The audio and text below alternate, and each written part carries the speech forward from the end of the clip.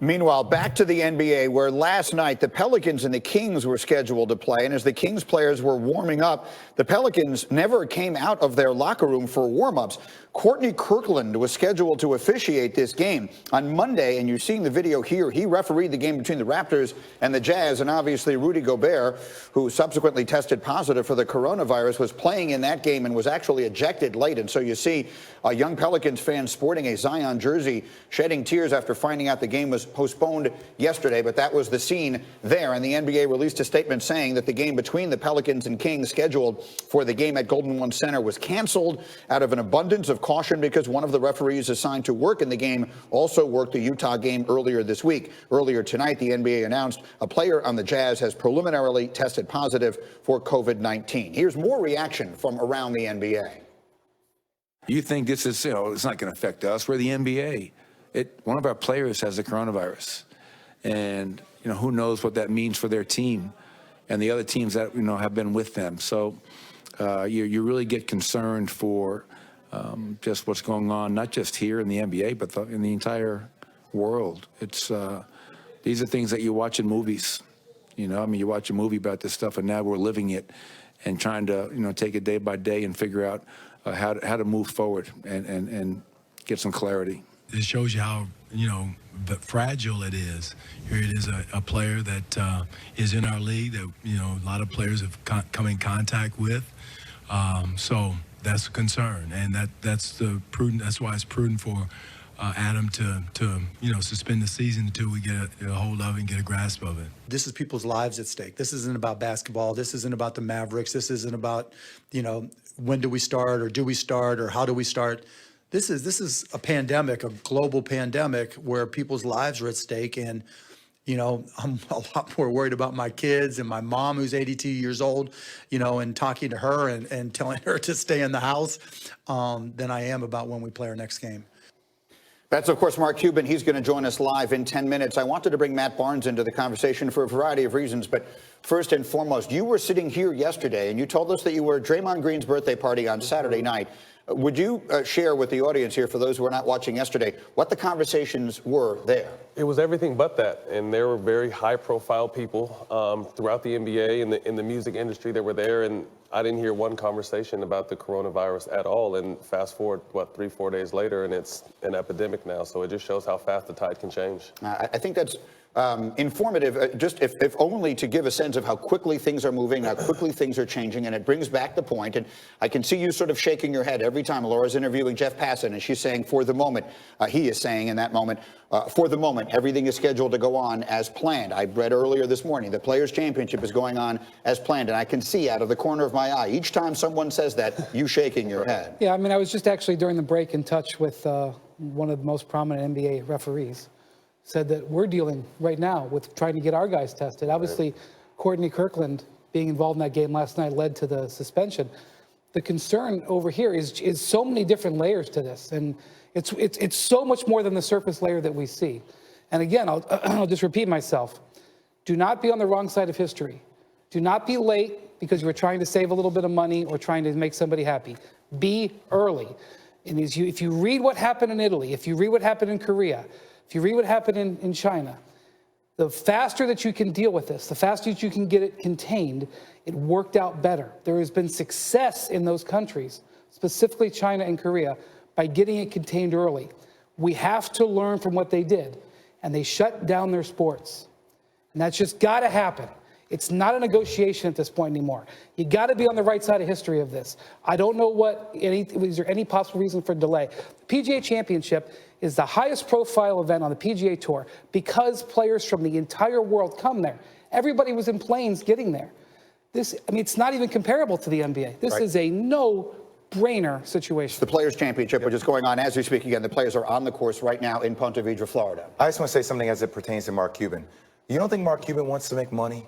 Like, Mark Cuban's made money his entire life. He loves that. It's like what he does. It's what he wakes up. That's what he breathes for. The fact that Mark Cuban has came out and said, We have to do what's right in the best interest of our players and protect our families and our staffers. That should give fans insights into the depth of this, right? He is becoming the face of the league because he's on the right side of history, just like you said, and he's making a stand for what's right. Yeah, we will have Mark live, as I just said, in just a couple of minutes here. And so much of what we're saying, I think, runs contrary to the way our minds are trained to think, because sports has always been the diversion that we use to get away from problems that we have. And it will be again.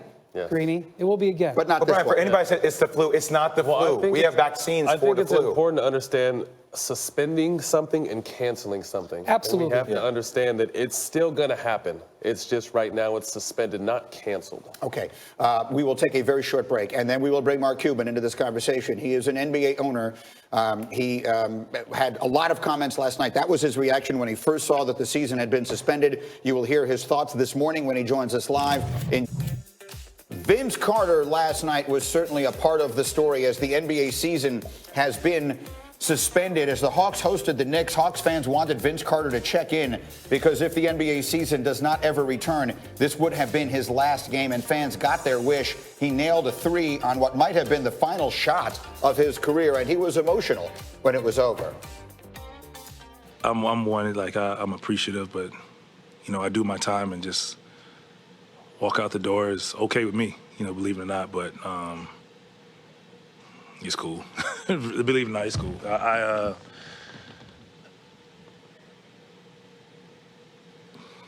just, game's been good. Wow, what a moment and what a way for it to end if indeed it does. And it's a tough transition to do that, to saying we are delighted to have Rachel Nichols with us in our studio here, the host of The Jump on ESPN, of course, and leading our basketball coverage in so many different ways. And obviously, this was not the way you and I have talked many times about you coming here. Come on over. Not the way we anticipated it having it, but we are thrilled to have you here, and we will talk at great length about all the things that are happening around us as we come to you live every morning from the Seaport District at Pier 17. We're brought to you by Chase, and here was the scene last night for those of you who are just waking up and perhaps do not know. The season was suspended by the NBA after these events in Oklahoma City. Chris Paul and the Thunder scheduled to host the Jazz at 8:10, so literally seconds before the game was to begin. You can see Chris Paul over at the Utah bench asking after Rudy Gobert, who was not at the arena after feeling ill. 4 minutes later, the announcement was made that the game was being postponed. Since the game tonight has been postponed, you are all safe. And take your time in leaving the arena tonight and do so in an orderly fashion. Thank you for coming out tonight. We are all safe. Despite what sounds like an understandably stunned reaction there from the fans, it was orderly as everybody departed. It was later revealed that Rudy Gobert had tested positive for coronavirus. You see the court was roped off. You see workers spraying down the seats. The Jazz players did not leave the arena until after 2 o'clock in the morning Eastern time. Those are their buses finally departing, and the NBA subsequently announced that after a player on the Jazz preliminarily tested positive for COVID-19, and the test result was reported shortly prior to the tip-off of that game. At that time, tonight's game was canceled. Part of the statement, the affected player was not in the arena. And here's the important part of the announcement. The NBA is suspending gameplay following the conclusion of tonight's schedule of games until further notice. The NBA will use this hiatus to determine next steps for moving forward in regard to the coronavirus pandemic. Rachel, you're so connected with the NBA and so involved in all of this. Just when you saw this happen and as it was all unfolding, what's your reaction? I'm like everybody else. What do? You go to your phone and your phone starts blowing up, right? Texts from everywhere, people asking questions. I think Brian and I have both had the experience where you have players and team officials asking us, what's going on? What do I do? That sort of thing, because they sort of start to see the media as a central hub of information. Good reminder why the media is important in times of crisis.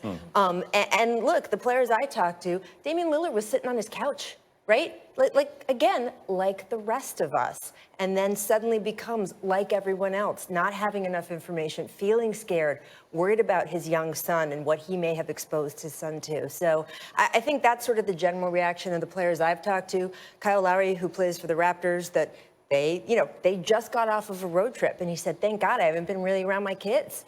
right? And now they're being asked to self-quarantine and start to get tested and all of that. So I think for a lot of players, they're very glad and relieved to have the season suspended because they understand the ripple effect. They know how many guys that they're around, right? You know, Jay, from being in that locker room, and the fact that it's then everyone that the Jazz have played, and then it becomes everyone they have played.